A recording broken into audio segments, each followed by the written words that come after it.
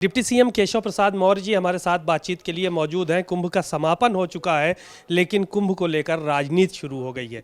Sir, Rahul Gandhi नहीं आए, उन पर कटाक्ष किया जा रहा है और अखिलेश यादव या दूसरी पार्टी के लोग सब कह रहे हैं व्यवस्थाएं बड़ी खराब रही कुंभ में।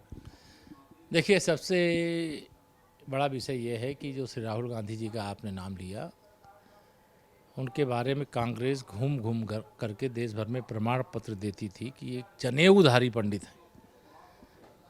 तो मैं यह मानता हूँ, यहाँ तो पंडित और ठाकुर या पिछड़ा, आगड़ा, अनुसूचित और आदिवासी कोई इसका फर्क भेद नहीं था, लेकिन इस पर देश जरूर देख रहा होगा, सोच रहा होगा कि आखिर ये तथाकथित रूप से जो अपने को गांधी खानदान का कहते हैं, जो नेहरू जी से अपने को जोड़ते हैं, जो इंदिरा जी से अपने को जोड़ते हैं, वो क्यों नहीं गए।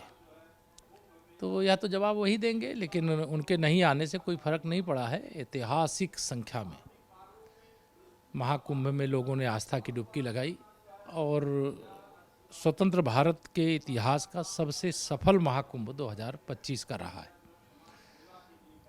जो इतनी बड़ी भीड़ को कंट्रोल करने का काम, व्यवस्थित ढंग से स्नान कराने का काम और सकुशल आएँ और सकुशल जाएं, इसकी व्यवस्था करने का काम, वो अपने आप में शायद बड़े बड़े जो रिसर्च करने वाले हैं, बड़े बड़े जो मैनेजमेंट करने वाले हैं, वह भी सोच रहे होंगे कि वह कौन सी शक्ति थी जो इतनी बड़ी संख्या में आए हुए श्रद्धालुओं को महाकुंभ का स्नान भी कराया और लोग आए और गए भी। और कहीं पूरे देश में एक चर्चा है, तो एक ही बात की चर्चा है कि इतने बड़े आयोजन में देश में कहीं पर भी कोई दुर्घटना नहीं हुई। एक दुखद घटना हम लोगों की हुई, उसके अलावा कहीं पर भी कोई दुर्घटना नहीं हुई। ये अपने आप में उपलब्धि है। ये अव्यवस्थाओं की बात कर रहे हैं कि जाम लगा रहा, भगदड़ हो गई, लोग स्नान नहीं कर पाए, कई लोगों को लौटा दिया गया, इस तरह की भी बातें हो रही हैं। वो सब फर्जी मार रहे हैं, उनका जवाब उनको मिलेगा, जनता ही देगी। जो श्रद्धालु डुबकी लगाएं वही देंगे उनको, और ठीक से जवाब देंगे।